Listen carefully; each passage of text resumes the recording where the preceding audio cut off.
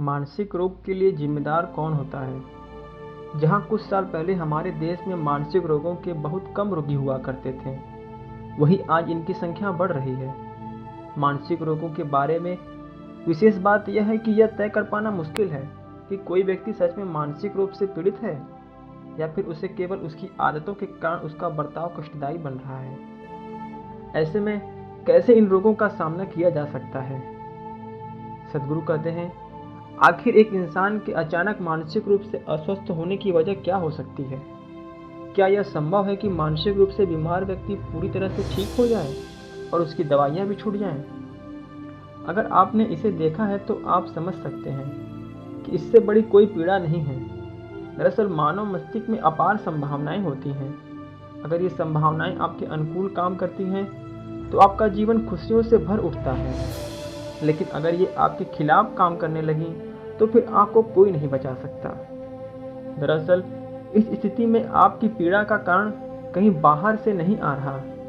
अगर आपकी पीड़ा का कारण कहीं बाहर से, मसलन आपके पड़ोस, आपकी सास, आपके बॉस की तरफ से आ रहा होता तो आप उससे भाग सकते थे।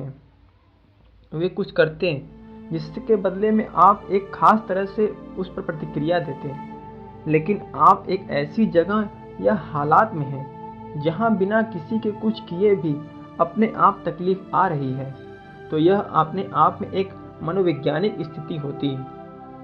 सवाल है कि कोई व्यक्ति इस स्थिति से बाहर कैसे आ सकता है। यह इस बात पर निर्भर करता है कि इस बीमारी से नुकसान कितना हुआ है। कुछ लोग ऐसे होते हैं जो इससे बाहर आ जाते हैं, लेकिन वही कुछ लोग यह समस्या एक भौतिक रूप ले लेती है और मस्तिष्क का नुकसान कर देती है। इस स्थिति में दवाइयों के जरिए उसकी बाहर से मदद करनी पड़ती है। ऐसी स्थिति में लोग बड़े पैमाने पर ऐसी दवाइयाँ जो मानसिक शांति के लिए दी जाती हैं उसका सेवन करते हैं, लेकिन इसमें एक खतरा है कि इसका असर सिर्फ एक हिस्से में न होकर पूरे दिमाग में होता है। मैं चाहता हूं कि आप जाने कि बहुत से लोग इसी कोशिश में बर्बाद हो गए। कभी ये लोग हमारी आपकी तरह बिल्कुल सामान्य थे, लेकिन एक दिन सब कुछ खत्म हो गया। एक दिन अचानक कहीं कोई फ्यूज उड़ा और वे सड़क पर आ गए। विवेक और अविवेक के बीच बहुत बारीक साफ अंतर होता है। आप में से बहुत से लोग इस रेखा को पार करने में बड़ा मजा आता होगा। मान लीजिए आप किसी पर गुस्से से फूट पड़े और उसने आपसे डर कर वह काम कर दिया जो आप चाहते थे। अब आप कहेंगे कि पता है, मैं गुस्से में पागल होकर उस पर फट पड़ा और उसने डर कर तत्काल वह काम कर दिया जो मैं चाहता था। आप गुस्से में पागल हुए और वापस समान स्थिति में आ गए। आपके कहने से लगता है कि आपने इस स्थिति का आनंद उठाया। मान लीजिए आप गुस्से में पागल हो जाते और वापस समान स्थिति में नहीं आ पाते, तो फिर यह एक अलग स्थिति होती। आप गुस्से, नफरत, ईर्ष्या, शराब या मादक चीजों की लत के चलते इस रेखा को पार करते रहते हैं। आप समझदारी की रेखा को लांघते रहते हैं। साथ ही आप इस दौरान होने वाली पागलपन का भी मजा लेते रहते हैं और फिर इस स्थिति से बाहर आ जाते हैं। मैं चाहता हूं कि आप जाने कि बहुत से लोग इसी कोशिश में बर्बाद हो गए। कभी ये लोग हमारी आपकी तरह बिल्कुल सामान्य थे, लेकिन एक दिन सब कुछ खत्म हो गया। इसी तरह से हमारे शरीर में बीमारी आती है। हो सकता है कि आज आप पूरी तरह ठीक हों, कल सुबह आपके डॉक्टर आपसे कुछ कहें। उस तरह की चीजें लोगों के साथ हर रोज हो रही हैं। यही चीज इंसान के दिमाग के साथ भी हो सकती है। अगर यह चीज आपके शरीर के साथ होती है, यानी आप शारीरिक रूप से बीमार पड़ते हैं, तो कम से कम आपको अपने आसपास के सब लोगों से हमदर्दी मिलती है।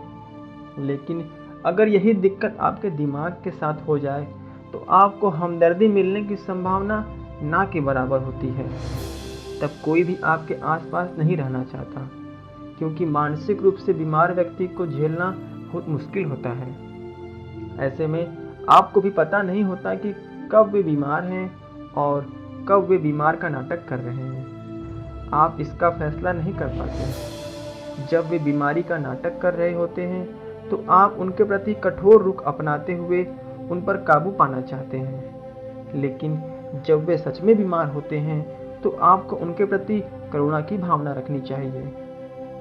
यह कोई आसान काम नहीं है, लेकिन दो छोरों पर बांधी रस्सी पर चलने जितना मुश्किल है। यह पीड़िता व्यक्ति के लिए कष्टदायी तो हुआ है, लेकिन उससे ज़्यादा कष्टदायक उसके आसपास के लोगों के लिए होता है।